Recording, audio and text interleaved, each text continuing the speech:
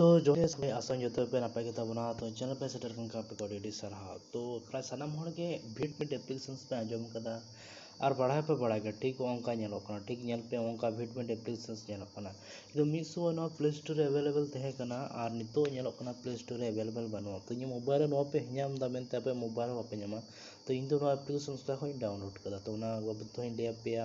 और no play store चिदा बा ᱧᱟᱢᱚᱜ का नो एप्लीकेशंस नो तो इंडिया पे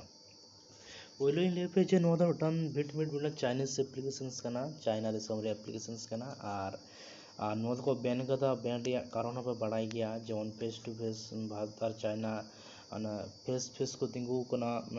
युद्ध रे परिस्थिति हिना ओना हिते बैन कना तो नो तो अडी लाहा को बैन कदा नितु मतन दो नो तो अडी लाहा को बैन कदा तारपर मेन कारण दो हुयु कना जे नो दो कना यूट्यूब जहाई कना माने यूट्यूब और फेसबुक नो चिता लेकिन केस कदा केस बोलते कि ना मटा रूल तहना कि यूट्यूब रे रूल मिना फेसबुक रे टी ओका के रूल मिना तो यूट्यूब ये नोआ केस कदा नुई संबंधे जे नोई जे भिट कना उनी तो किंतु यूट्यूब रे रूल बाय माना बतावाय माने यूट्यूब रे जदि वीडियो सम डाउनलोड ताले ना यूट्यूब मध्य के तहना अदर्स एटा प्लेटफॉर्म चलाते बाम नेल दाड़े फेसबुक रे सेम केस तो नुई तो उन्हें बाय माना नुई तो डायरेक्ट उन्हीं से बोलो आया और डाउनलोड करते ऑफलाइन ते से एटा जायगा रहो प्लेटफॉर्म में नेल गानो माने लई गानो जे नुई दो टन क्रोम ब्राउज़र जेमन उटा क्रोम ब्राउज़र कना से जेमन क्रोम ब्राउज़र पे नेले कना ठीक नुई नोंका नि के टन ब्राउज़र कना ठीक नुई नोंका नि ब्राउज़र कना ओपन करते दो पे के ब्राउज़र कना तो जो नो ब्राउज़र कना ताले दो ना को लिंक रे बोलो और ते ना रूल ऑफ हो आर चाइना दिसम कने बड़ाई गया आना हिते ना को बेन कर ओ जे वीडियोस को कान दे कना ग्रुप साची लाल माने दे कना यो मेरा ब्राउज़र कना मूवीज ब्राउज़र विभिन्न चाइनीज मूवी को हिजुग गया चाइनीज मूवी को हिजुग गया ब्राउज़र कना तो ना हिते को बेन कदा तो नितो जो नो एप्लीकेशन जो डाउनलोड रे इच्छा मेना जाय को होते पहले भिड एप्लीकेशन डाउनलोड उनको लगी तो प्ले स्टोर तो आलो पे चला खाए तो क्रोम ब्राउज़र किंबा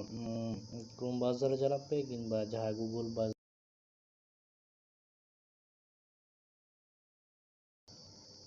बारो चला होते सर्च पे जो ऑल पे भिड एपीके तो ऐप हिजुआ एपीके जब बैन इंडिया ओल्ड इंडिया पे जो प्रमाण सब दो पे जो यहाँ पे video this band in India it is Chinese application तो ना चाइनीज एप्लीकेशन को बनेगा तो उनके तारो वीडियोस को जो हाउ टू बैन एप्लीकेशन तो विवो दिस इज तो हुआ बैन और आप जो वीडियो पे डाउनलोड ताले किंतु उनारे एपीके भाषा लगा पे तो बैन इंडिया हटा ये ओचो करते उन्हें तो सर्च लगा पे वीडियो एपीके एपीके या डाउनलोड लाइसेंस तो ओना चलाओ तो वीडियो एपीके साइट चला ऑफिशियल साइट तो ओंडे वीडियो एपीके हिजु आर के ओना अडी तो डाउनलोड तो डाउनलोड ऑप्शंस पे ᱧᱟᱢ दा जेमन हिज कना पे ᱧᱟᱢ दा वीडियो